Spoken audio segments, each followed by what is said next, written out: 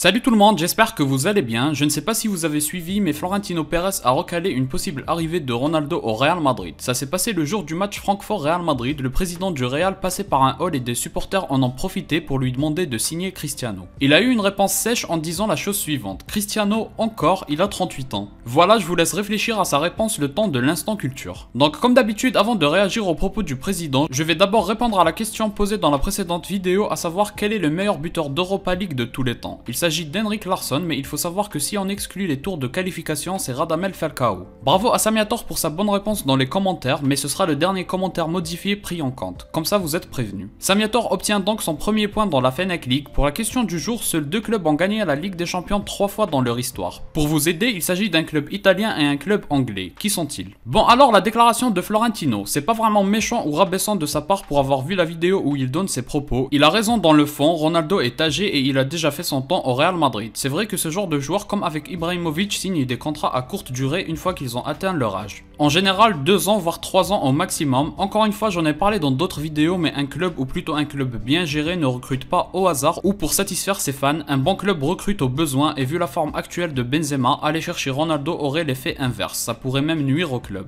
Il y a déjà Benzema qui fait des choses incroyables, autant le laisser dans son confort au lieu de ramener un Ronaldo qu'on ne peut pas mettre sur le banc. Pour moi, voir Ronaldo au Real, ça peut faire rêver les supporters. Il ne faut pas oublier ce que représente CR7 au club. Dites-vous qu'avec tout ce qu'a fait Benzema depuis 2-3 ans, soit depuis le départ de Ronaldo, il est encore assez loin de tout ce qu'a fait CR7 au club. Donc c'est normal que les supporters en rêvent, mais il y a la réalité du sport et Ronaldo n'est aujourd'hui pas un besoin pour le Real. Comme je l'ai dit juste avant, ça pourrait avoir l'effet inverse. Si Benzema n'était pas là ou s'il se blessait pour une longue durée, là Ronaldo ce serait top. Mais les deux ensemble sur un terrain, c'est compliqué à cet âge-là. C'est pas le PSG ici, une équipe ne doit pas négliger l'apport défensif. C'est d'ailleurs le plus gros problème à résoudre dans le club parisien, mais dites-vous que si le Real a réussi sa saison, c'est aussi parce que Vinicius et Valverde donnent leur vie pour défendre. Et ça change tout. Un joueur dans une équipe qui presse de temps en temps et qui s'aligne pour la bonne organisation de l'équipe, c'est bien, mais s'il y en a plus d'un, ça devient compliqué pour l'équipe défensivement. C'est justement ce que font Benzema et Ronaldo. À leur âge, ils ne peuvent pas se permettre de trop donner à la tâche défensive, sinon ils seront cuits avant la fin du match et ça va réduire le rapport offensif. D'ailleurs, ce n'est pas qu'une question d'âge, on le voit avec Mbappé, Haaland, etc.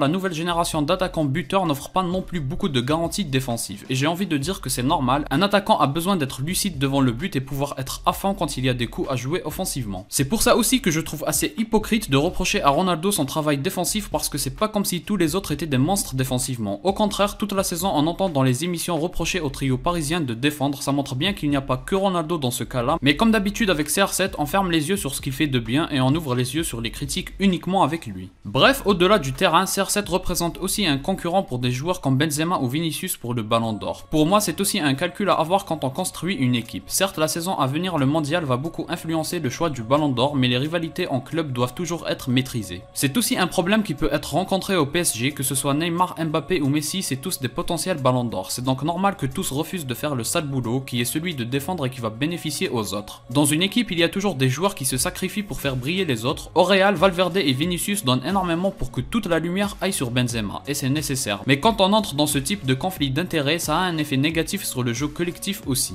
Après, malgré cette analyse que Ronaldo n'est pas une bonne idée pour le Real, je trouve que Florentino aurait dû avoir plus de respect dans sa réponse envers Ronaldo, que ce soit vis-à-vis des supporters ou de son ancien joueur qui a fait partie de ceux qui ont ramené le Real sur le toit de l'Europe. Et c'était quand le club en avait le plus besoin. Je trouve qu'il aurait dû avoir plus de tact, mais c'est pas trop grave non plus. Au passage, comme d'habitude, les haters de Ronaldo en ont profité pour salir son image. Un fake a été créé et partagé montrant sa sœur réagir méchamment aux propos du président, mais encore une fois, c'est pour nuire à Ronaldo. C'est vraiment ridicule. En tout cas, dites-moi en commentaire ce que vous pensez des propos rapides de Florentino. Si vous êtes aussi d'accord qu'un retour de Ronaldo fait rêver mais c'est pas raisonnable, nous on se retrouve avec le débrief du match de Manchester United face à Brentford en espérant que Ronaldo soit titularisé cette fois-ci. Si vous avez aimé, comme d'habitude, laissez un like, partagez, commentez et abonnez-vous pour me soutenir. Moi je vous dis à la prochaine, portez-vous bien.